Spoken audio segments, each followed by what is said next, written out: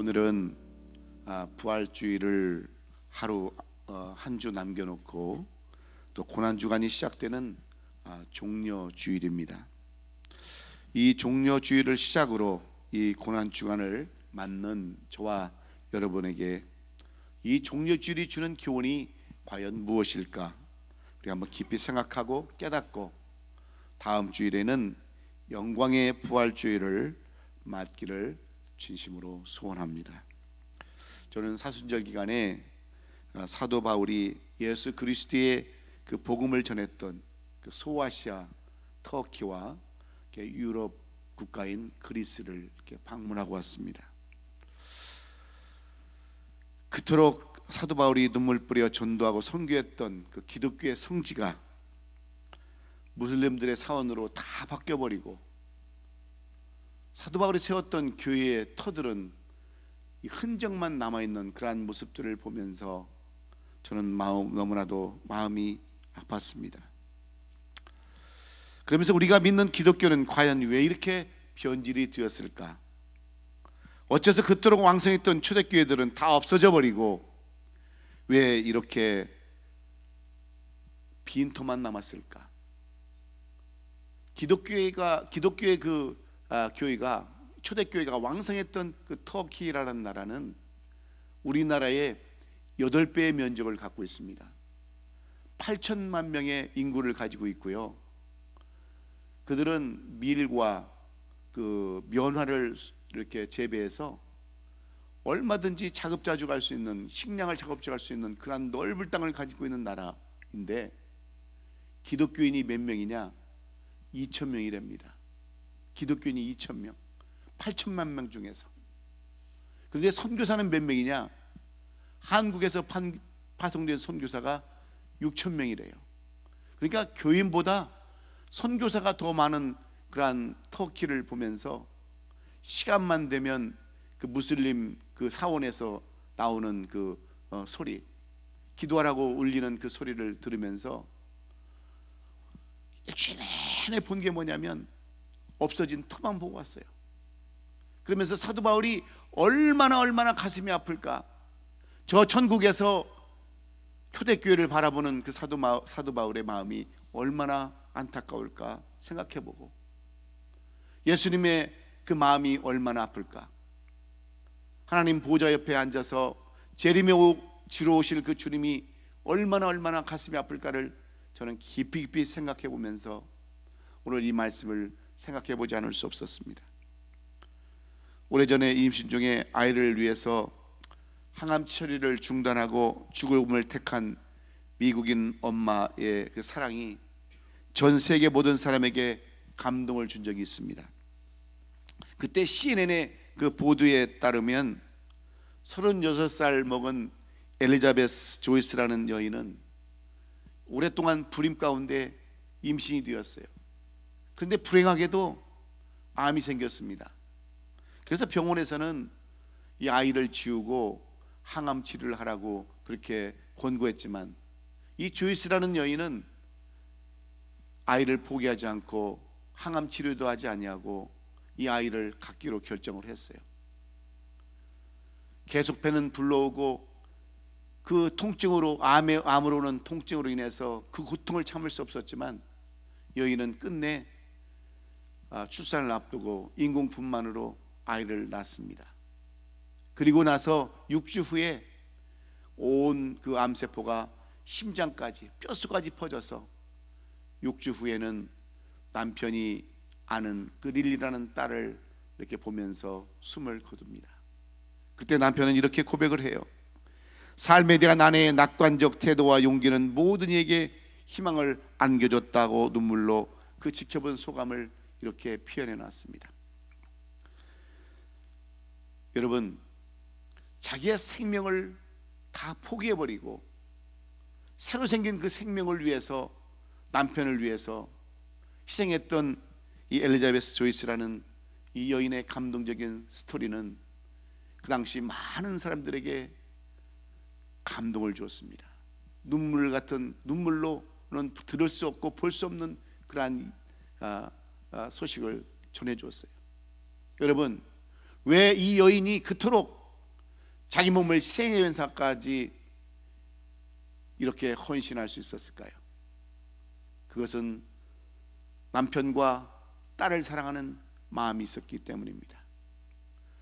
불임이 되어서 남편에게 자신의 아이를 안겨주지 못하는 그 죄책감 때문에 아이를 가졌던 그 기쁨도 잠시 아이를 남겨주고 그 영원히 그 고통을 참으면서 하늘나라로 갔던 그 엘리자베스 조이스에게는 깊은 사랑이 있기 때문에 그래요. 헌신과 희생이 있었기 때문에 그렇습니다. 그런데 예수님의 마음은 이보다도 더 크고 위대한 희생과 사랑이었습니다. 말씀을 전하시고 표적을 보여주셔도 믿지 아니하고 조롱하는 사람들을 예수님은 온 마음으로 다 용서하셨어요. 게다가 어떤 이는 예수님을 배반하여 팔아넘깁니다. 어떤 이는 예수님을 죽이려고 관계를 꾸미고 엉터리 재판을 감행합니다. 또 어떤 이들은 예수님을 십자가에 못 박으라고 소리 지르고, 어떤 이는 예수님을 직접 십자가에 달리게 해서 사형을 시킵니다. 예수께서는 그런 저들을 위해서 십자가에 말없이 달리셨어요. 바로 예수님의 고난은 이러한 거룩한 희생의 마음으로 이루어진 일들입니다. 그러므로 오늘 우리는 예수님의 사랑과 희생을 잊지 말아야 합니다.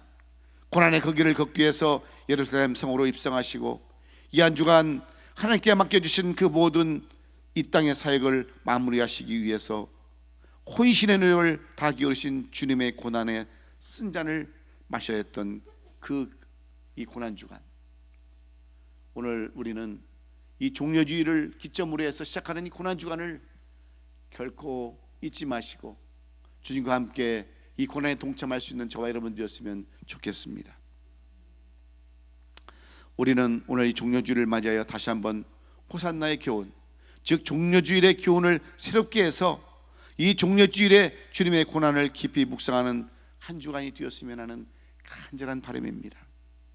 여러분, 오늘 이 본문의 말씀은 예수님께서 저와 여러분의 죄사함과 영생의 구원을 위해서 예루살렘에 들어가셨을 때 주님의 제자였던 마태가 기록한 내용이 오늘 이 본문의 내용입니다. 예수님은 3년의 공생애를 다 마치시고 마지막으로 예루살렘 성에 들어가시기 위해서 감람산 밧베개라는 곳에 가셨습니다. 이곳은 예루살렘에서 그리 멀리 떨어진 곳이 아니에요. 거의 한 1마일밖에 되지 않는 그런 짧은 거리인데, 이곳에서 도착했을 때 예수님은 두 제자를 향해서 베다니에 보내셔서 저기에 묶여져 있는 암나귀 새끼를 끌고 오라고 명령하십니다. 그래서 이 두 제자가 가서 그 암나귀 새끼를 끌고 오셔서 그 암나귀 한 번도 사람을 태워보지 않은 그 짐승을 타고 예루살렘 성에 입성하셨다고 하는 내용을 마태는 이렇게 기록해 놨습니다. 예수님은 지금까지 한 번도 전도 여행을 하시면서 말을 타거나 짐승을 타본 적이 없으셨어요. 다 걸어서 전도하시고, 걸어서 말씀 전하시고, 기도하시고 항상 그러셨는데, 마지막 때 한 번도 타보지 못한 그러한 나귀새끼를 타고 예루살렘 성에 입성하셨다고 하는 것이 오늘 마태가 우리에게 전하는 그러한 내용들입니다. 그랬을 때 사람들은 종려나무를 꺾어서 흔들며 호산나 호산나를 외쳤습니다. 호산나라고 하는 뜻은 우리를 구원하소서, 우리를 구원하소서 하라는 그러한 말이에요. 예루살렘 성으로 오시는 이여 우리를 구원하소서 하는 그들의 간절한 외침이었습니다. 이 소리에 예루살렘 성은 소란하게 되었고, 어떤 이들은 이가 누구냐고 물었을 때 사람들은 뭐라고 대답합니까? 이 사람이 바로 우리를 구원하러 오신 나사렛에서 온 선지자라고 말합니다. 이들의 대답은 참으로 무지한 그런 대답이었어요. 예수님을 세상의 왕으로 잘못 판단해서 그들의 선지자 중에 한 사람으로 생각했습니다. 근데 마태복음 16장에서는 이미 이 예수님이 누군가에 대해서 말씀해 주고 있지 않습니까? 마태복음 16장에 보면 예수님이 어떤 분이신가를 정확히 소개하고 있어요.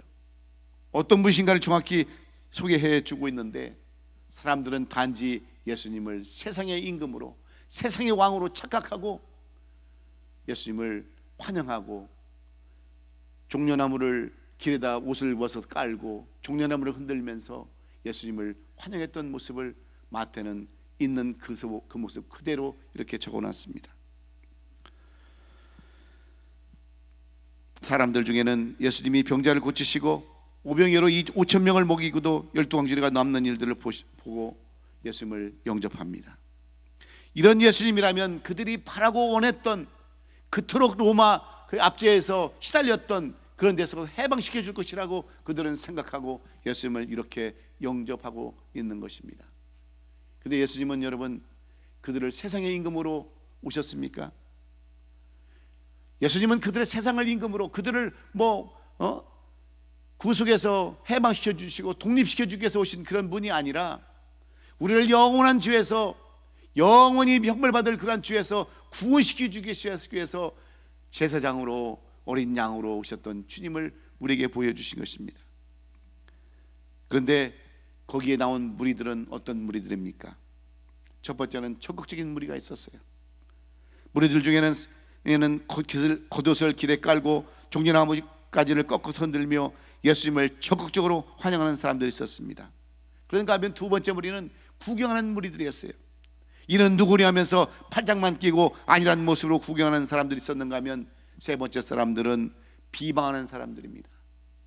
저가 나사렛 예수 아니냐, 저가 누구를 구원한다라고 왔느냐 하면서 비방하는 이 사람들이 있는데, 오늘 이 시대를 살아가는 우리들의 모습은 어떻습니까? 여러분들은 어느 부류에 속하는 사람들입니까? 이런 모습은 오늘 이 시대를 살아가는 우리들의 모습과 똑같은 모습들입니다.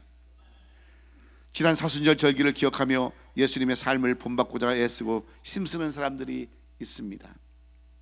오늘 종료주일을 시작으로 고난주간이 시작되는데 어떤 사람들은 이 고난주간에 함께 동참하고자 함께 힘쓰고 애쓰는 사람들이 있습니다. 이런 사람들이 적극적인 사람이에요. 그런데 어떤 사람들은 구경만 하는 사람들이 있습니다. 어떻게 되는가 보자, 어떻게 가는가 보자 구경하는 사람이 있는가 하면 적극적으로 비방하는 사람들. 2000년 전에 있었던 그 예수님의 사건이 무슨 오늘 이 시대에 필요가 있느냐라고 비방하는 그런 사람들, 아예 믿음이 없는 사람들로 이 시대가 구분되고 있지 않습니까? 왜 그래요? 예수님이 누구인지를 잘 모르기 때문입니다.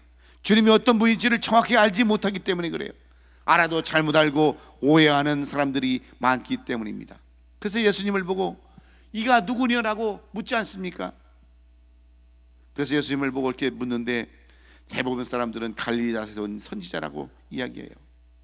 이것은 저 갈릴리 촌 구석에서 또 병도 좀 고치고 기적도 베풀고 뭔가 좀 하는 사람이 있었다라고 하는 비방하는 그러한 내용들입니다. 그러니 그들에게 무슨 믿음이 있었겠습니까? 무슨 확신이 있었겠어요?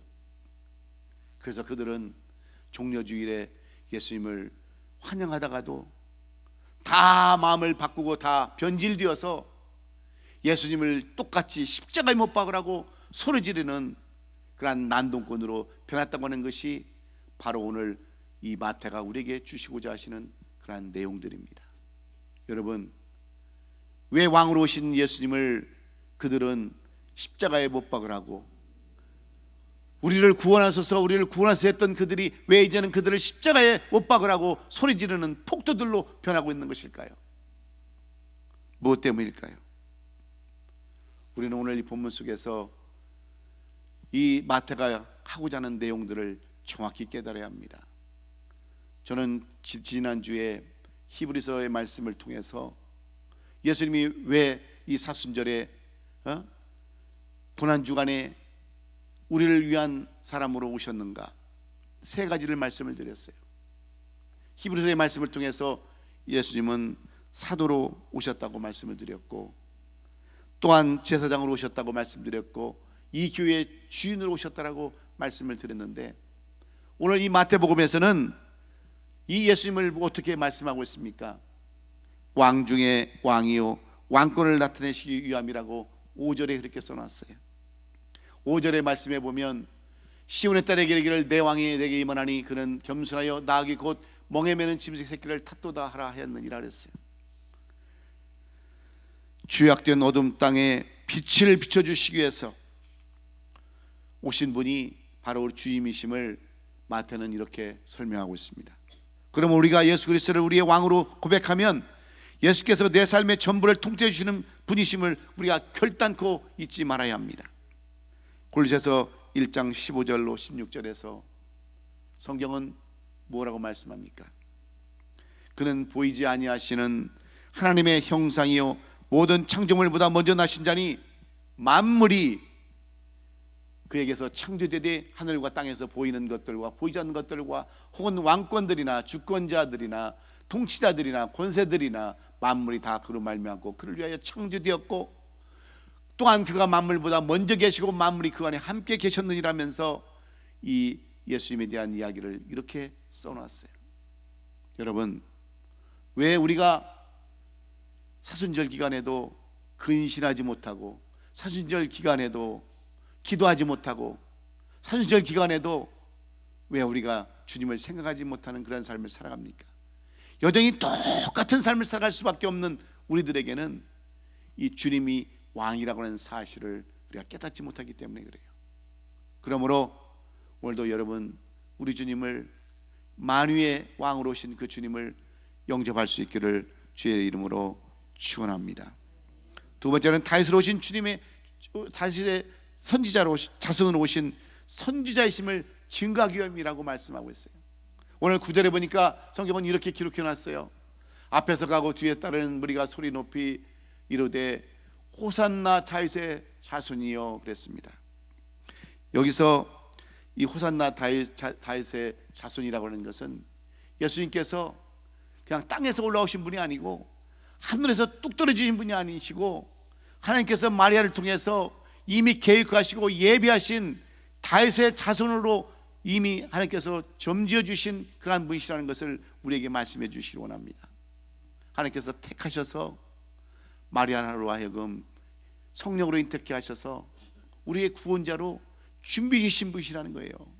이것을 마태는 우리에게 말씀해 주고 있지 않습니까?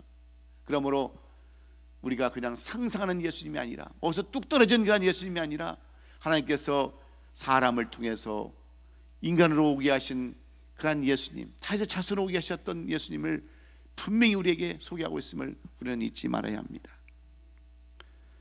그래서 예레미야서 33장 17절에서 나 여호와께서 이같이 말씀하시니라 이스라엘 집에 왕이 앉을 사람이 다윗에게서 영원히 끊어지지 아니할 것이라고 예언을 이렇게 예레미야는 해주고 있습니다. 사랑하는 성도 여러분, 예수님께서는 하나님의 아들로 이 땅에 오셔서 우리를 영원히 구원할 자로 이미 선지자로 택함 받으시고 오셨다는 사실을 우리가 잊지 않을 때 여러분 고난주간도 의미가 있고 이 종려주일도 의미가 있는 줄로 믿습니다. 그러나 이런 사실들을 알지 못하면 예수님을 영접했다가도 배반해버리고 십자가에 못 박으라고 소리지는 악한 군중들로 변할 수밖에 없다고 하는 것이 바로 우리가 깨달아야 할 교인 줄로 믿습니다. 뿐만 아니라 우리의 모든 죄를 다 짊어지신 대제사장이심을 알게 하기 위함이라고 오늘 말씀하고 있습니다. 종려주일 예루살렘 성을 향하여 나귀를 타고 가신 예수님은 우리의 모든 죄를 짊어지시고 가셨어요. 우리의 모든 죄를 속량해 주시는 대제사장으로 가셨습니다. 대제사장은 백성들이 하나님 앞에 범죄해서 하나님 앞에 나갈 수 없을 때 대신 중재 역할을 해주시는 것이 대제사장 역할이 아닙니까? 우리를 위하여 중보자요 대변자가 예수님이십니다. 그래서 히브리서 기자는 이렇게 히브리서 10장 10절에서 말씀하고 있습니다. 이 뜻을 따라 예수 그리스도의 몸을 단번에 들으심으로 말미암아 우리가 거룩함을 얻었노라. 대제사장으로 어린 양으로 오셔서 우리의 죄를 다 속량해 주시는 그 주님이 바로 우리 고난 받으신 주님이시라는 것을 말씀해 주고 있어요. 그런데 우리가 이런 주님을 모르니까, 이런 주님을 착하고 사니까 어떻게 돼요? 영원히 똑같은 그런 반복된 삶을 살고 있습니다. 부활절이 와도 뭐 아무런 반응도 없고요, 사순절이라고 해도 아무런 의미도 없고, 종려주의라고 해도 무슨 의미가 없는 그러한 삶. 왜 그래요? 예수님을 제대로 알지 못하기 때문에 그렇습니다. 예수님이 이 땅에 왜 오셨는지, 무엇 때문에 오셨는지를 모르기 때문에. 그래서 지금 유럽이라고 하는 그리스에 가보면 예수님의 흔적은 있지도 않아요. 다 그냥 무너진 그런 성체 성터, 그리고 그리스 종교로 인해서 그냥 전부 다 그런 삶을 살고, 그래도 그리스는 그런 대로 놨더라고요. 근데 터키는 그 성당에 있는 모든 그 교회마다 다 회치를 해버렸어요. 예수님의 형상도 다 지워버리고 오직 마호메트 뭐 그런 사람들의 그냥 그런 것들만 다 새로 만들어 놓느라고, 그들의 그 형상만 만들어 놓느라고 그 형상을 다 휘칠로 다 덮어버렸어요. 너무나도 안타깝더라고요. 기독교는 없고 선교사만 남아있는 그런 터키 땅을 보면서 돌아오는 마음은 너무나도 착착했습니다. 왜냐? 예수를 너무나도 모르기 때문에 그래요. 사도 바울의 그 헌신과 희생은 온데간데 다 없어져 버리고 오직 빈터만 남은, 빈 기둥만 굴러다니는 그런 모습들을 보면서 우리는 다시 한번 깨어서 다시 한번 예수 그리스도를 우리가 새롭게 믿고 따라야 되겠다고 하는 결단으로 돌아왔습니다. 여러분, 왜 변질된 종려주의로 살아가고 그들은 지금도 그렇게 비참한 삶을 살아가는 것일까요? 그래도 우리가 갔던 지역은 지진이 안 나서 다행이지만 터키와 그 시리아의 그 지역은요 완전 초토가 되어버렸습니다. 수십만 수천 명이 죽임을 당하고 아직도 시체가 그 산더미 그 건물 그 밑에서 썩고 있는 그런 모습들을 보면서 왜 그들이 그토록 그런 삶을 살아야 되겠어요? 그토록 복음을 받았던, 우리보다 먼저 복음을 받았던 그들이 왜 지금은 그렇게 예수님을 부인하고 2천 명밖에 여러분 기독교인 남지 않은 그런 나라에 살고 있느냐는 거예요. 땅덩어리가 그렇게 넓고 뭐 밀을 그렇게 많이 재배하고 목화를 그렇게 많이 재배하고 모든 식량은 다 자급자족하면서 왜 그렇게 축복받지 못한 나라에서 살고 있습니까? 하나님이 예수 그리스도가 그들에게 없기 때문인 줄로 우리는 믿습니다. 그렇다면 오늘 우리는 이 변질된 종려주의를 통해서 우리는 무엇을 깨달아야 할까요? 우리 자신 한번 되돌아보기를 원합니다. 나는 과연 어떤 신앙생활을 지금 하고 있는지, 무엇 때문에 이렇게 살아가고 있는지 한번 살펴보기를 원하는데, 첫째는 자기 주관이 없이 군중 심리에 휩싸여 살면 그런 삶을 살 수밖에 없습니다.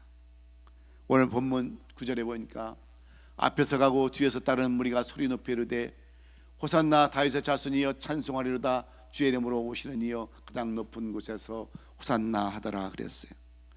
수많은 사람들이 목적도 없이 이유도 없이 거리에 뛰쳐나와서 소리지르는 모습 속에서 우리는 군중 심리 속에 빠져 사는 사람들의 모습을 발견할 수 있습니다. 그들은 예루살렘 성에 예수님께서 예루살렘 성에 입성하실 때에 지금 로마 그 정부로부터 억압당하는 지배를 벗어나서 자유를 얻고 해방되어서 새로운 나라를 세워질 것을 그들은 기대했습니다.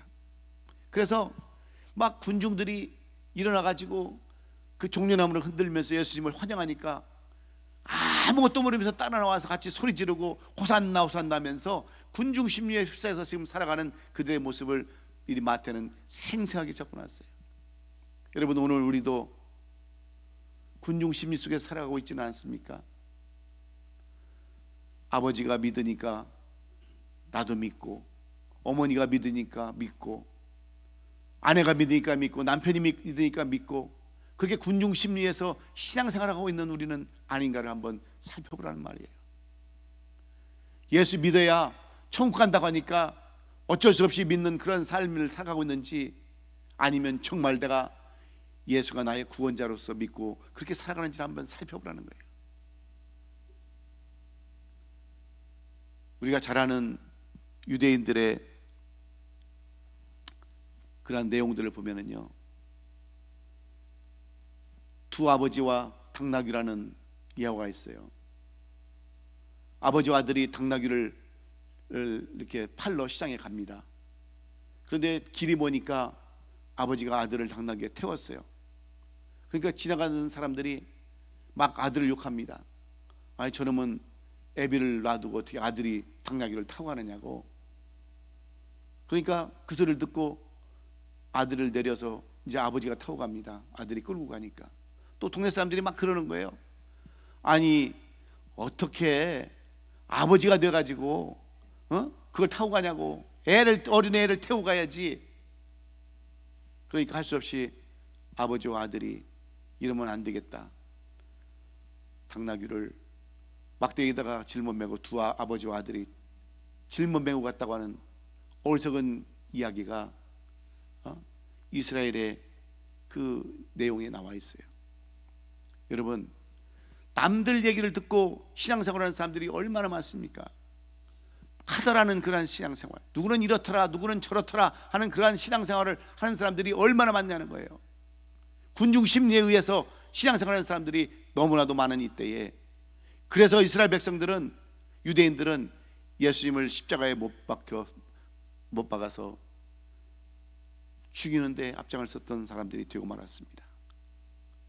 한때는 그래도 주님을 열렬히 환영했던 그들이 마음이 변질되어서 예수님을 십자가에 못 박는데 나가는 강도로 변했다는 사실을 오늘 우리를 기억한다면 우리는 어떤 삶을 살아야 되겠어요? 자기 주관 없이 군중심에 휩싸여 사는 그러한 신앙이 아니라 올바른 신앙을 가지고, 올바른 믿음을 가지고, 내 신앙을 가지고 살아갈 수 있는 저와 여러분 될 수 있기를 주의 이름으로 축원해요. 소문대로 살지 마세요. 군중심대로 살지 마세요.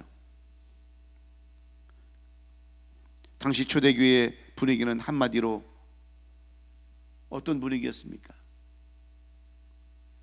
사도행전 4장 32절에 보면 이런 내용이 나와요. 아나니와 삽비라에 대한 사건이 나오는데, 초대교회는요, 믿는 무리가 한 마음과 한 뜻이 되어서 모든 물건을 서로 통용하고 자기 재물을 죽음이라도 자기들 하는 얘기가 하나도 없더라. 그냥 은혜를 받아가지고 전부 다 막 있으면 물질을 갖다가 그냥 사도 바라 앞에 내려놓고 전도하는 데 힘쓰라고, 선교하는 데 힘쓰라고 주었어요.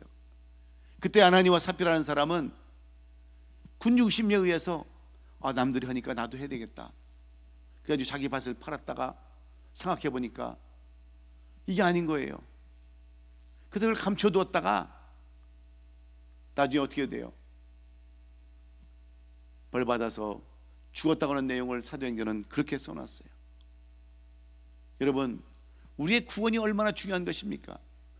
나에 대한 그 구원이 얼마나 중요해요. 그런데 여러분, 지금도 우리는 남의 그러한 군중심리에 휩쓸려서 지금 신앙생활하고 있지 않나요? 주일도 켜 마지못해서 남들이 가니까 따라가야 된다고 하는 그러한 사람으로 산다면, 여러분, 우리는 그 멸망당할 유대인들과 똑같은 삶을 살아갈 수밖에 없습니다. 저 터키같이 그런 나라가 될 수밖에 없어요. 그래도 우리나라는 자원이 나옵니까?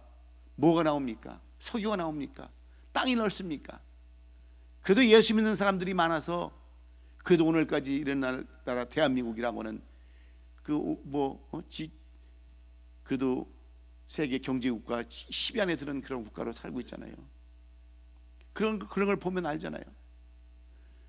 처음에는 미국 사람들이 한국에 비행기 타고 내릴 때 한국에는 무슨 이렇게 십자가 이렇게 맞느냐, 무슨 무덤이 이렇게 맞느냐 그랬다는 거예요. 밤에 처음에 올 때. 그게 무덤입니까? 전부 다 교회잖아요, 교회. 그래도 우리는 예수 믿어서 이만큼 사는 것 감사하게 생각하면서 이제는 더 이상 군중심리로 살지 말고 소문대로 소문에 살지 말고 확실한 믿음 가지고 이 고난주간도 등이 승리할 수 있기를 주의 이름으로 축원합니다. 두 번째로, 왜 그들은 변질된 종려주의를 맞이했을까요? 위선과 거짓된 삶을 살았기 때문이라고 9절은 얘기하고 있어요. 호산나 다윗이여 자수지 않으니여 찬송하리로다.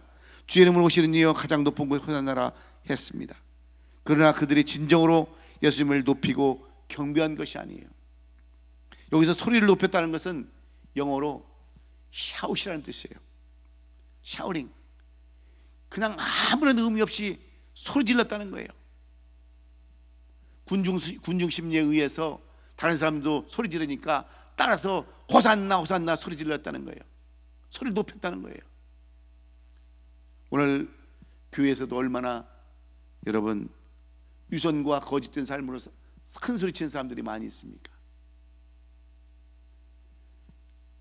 알맞은 직분을 다 주었건만 직분대로 살지 못하고 그 직분에 합당한 삶을 살지 못하고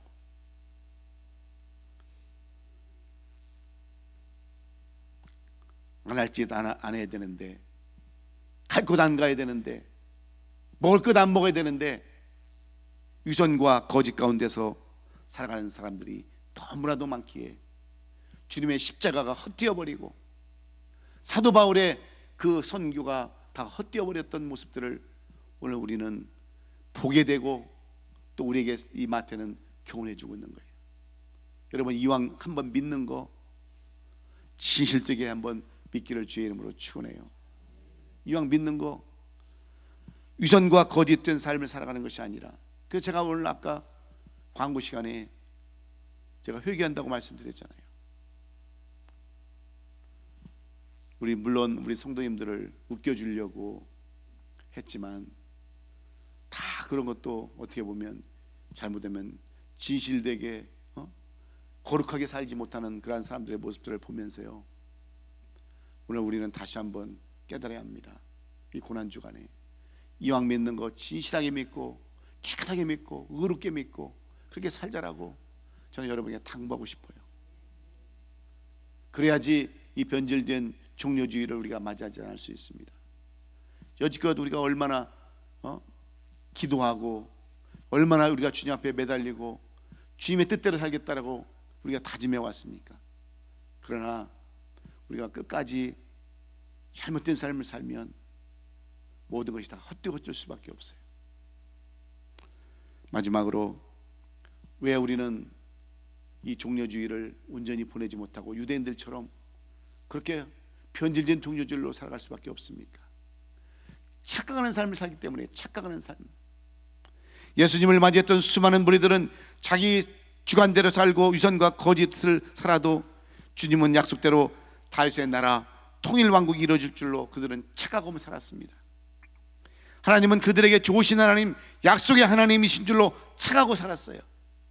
그런데 하나님은 공의 하나님이세요.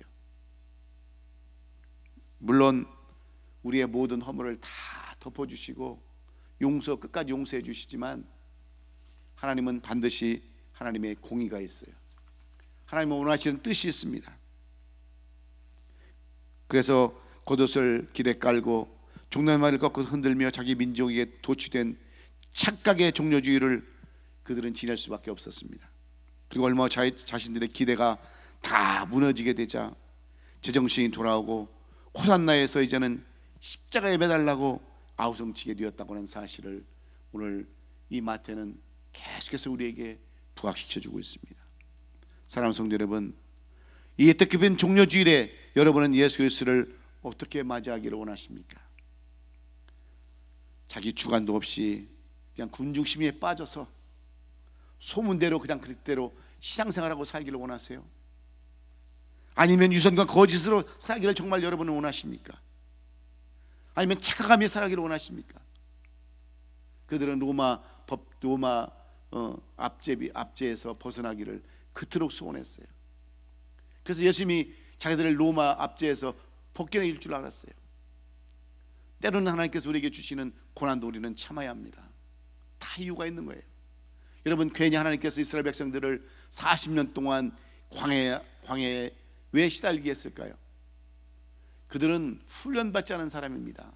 노예에서 430년 동안 노예 생활했던 사람이에요. 광야로 데려가서 그들을 훈련시키지 아니하면 그들은 가나안 땅에 가서 똑같은 삶을 살 수밖에 없기 때문에 하나님께서 40년 동안을 그들은 훈련시킬 수밖에 없었던 거예요. 오늘 우리에게도 고난이 찾아온다 할지라도 끝까지 그 고난을 인내하면서 받아들이면서 착각하지 않고 살기를 주의 이름으로 축원합니다. 그래서 분명한 우리의 믿음이 있어야 돼요. 뿐만 아니라 진실함과 거룩한 삶이 나타나야 합니다. 우리가 잘 아는 한국 교육의 별처럼 떠오른 두 사람이 있습니다. 가수 비라고 하는 사람과 작곡가 박진영이라는 사람. 이 사람들이 처음에 음악을 한다고 할 때 많은 사람들이 말렸어요. 그 얼굴로는 절대로 안 된다. 그 춤솜씨로는 절대로 성공 못한다. 그랬어요. 그래도 이들은 남의 소리에 귀를 기울이지 않았습니다. 끝까지 인내하고 참고 견뎌서 박진영이라는 사람은 한국에서 지금 뜨는 작곡가로, 가수 비라는 사람은 얼마나 유명한 사람이 되었습니까? 김태희라고 하는 예쁜 아내도 얻고요. 예? 남의 말에 귀를 기울이고 흔들리면 안 되는 거예요. 신앙이라는 것은 그렇지 않습니까? 내 믿음 가지고 주관 가지고 끝까지 나가야 되는 거예요. 누가 뭐라 그래도 이 믿음 가지고 끝까지 승리할 수 있기를 주의 이름으로 축원해요. 그리고 분별할 줄 아는 지혜를 가져야 합니다. 다윗이 왜 여러분 이스라엘 왕이 되었습니까? 왜 요셉이 애굽의 총리가 되었어요? 무엇 때문입니까? 이 분별할 줄 아는 신앙이 있었기 때문에 그래요. 우리도 마찬가지예요. 유대인들처럼 예수님이 오신다고 그러니까 종려나무 가지 꺾어서 흔들며 호산나 호산나 했다가 하루아침에 변질되어 버리는 그런 변질된 종려주일의 유대인들, 그리스도인들이 아니라 끝까지 믿음 붙들고 진실함과 거룩함을 가지고 분별할 줄 아는 지혜를 가지고 이 고난주간을 우리가 승리하며 보낸다면 우리에게는 영광된 부활이 우리 가운데 있게 되는 줄로 믿습니다. 이 한 주간 고난주간 같이 동참하면서 새벽 기도도 같이 참석하면서 금식도 참여해가면서 함께 고난주간을 승리할 수 있기를 예수님의 이름으로 축원합니다. 기도하겠습니다.